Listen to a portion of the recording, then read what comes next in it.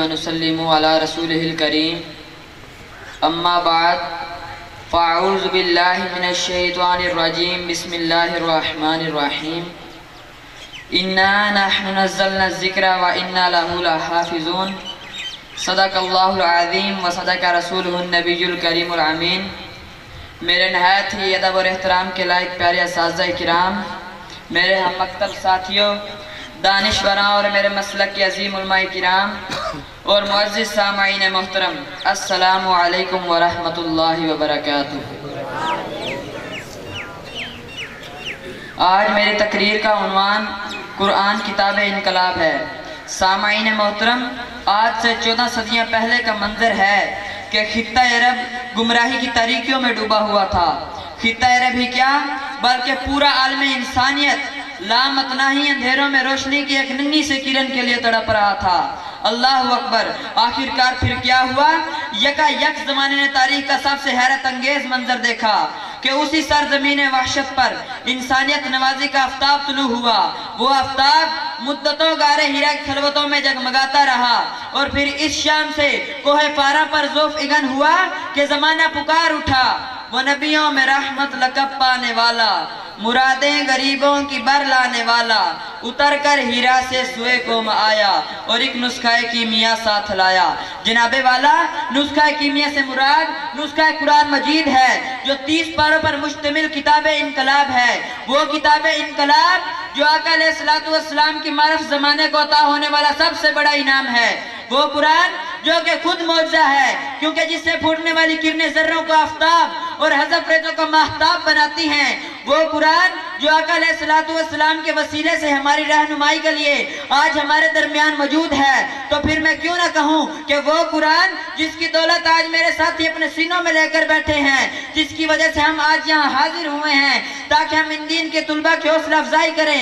کیونکہ سامعین محترم، تمام والدین خواہشات مختلف ہوتی ہیں۔ کسی کے والدین خواہش ہوتی ہے کہ میرا بیٹا ڈاکٹر بنے، کوئی کہتا ہے کہ میرا بیٹا انجینئر بنے، اور کوئی کہتا ہے کہ میرا بیٹا اسکالر بنے، لیکن ان کے والدین خواہشات تھی کہ ہمارے بیٹے حافظ قرآن بنے، وہ قرآن جو کہ کتاب انقلاب ہے۔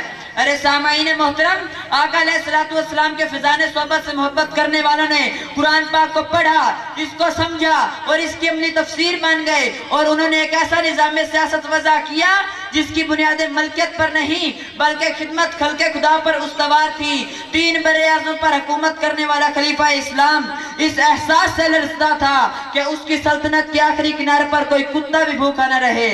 سامعین محترم، انقلاب وہی زندہ رہتا ہے جس کے اثرات عارضی نہیں بلکہ دائمی ہوں۔ قرآن مجید نے حق پرستوں کی ایک ایسی جماعت تیار کی جس نے فقط 3 اشروں میں کیسر و کسرا کا تکبر خاک میں ملا دیا، اور پھر انہی کی کوششوں سے یہ اسلامی انقلاب ایشیا سے افریقہ اور افریقہ سے یورپ کو فیض یاب کرنے لگا۔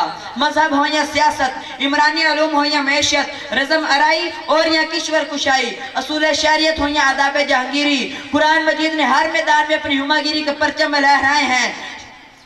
شہری اور قومی معیشت کو نئے خطوط پر استوار کیا، سود اور جوا حرام قرار دیے گئے، زکوٰۃ اور صدقات کا نظام نافذ کیا گیا اور کہا گیا کہ جو کچھ تمہاری ضروریات سے زائد ہے خدا کی راہ میں خرچ کر دو۔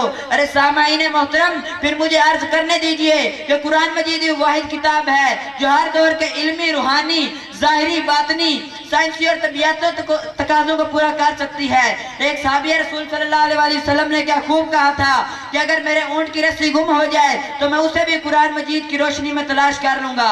سبحان اللہ! اس صحابی رسول صلی اللہ علیہ وسلم کے ایمان کے تقاضے کو دیکھیں جو آقا علیہ السلام کے پروان چڑھائے ہوئے صحابی تھے۔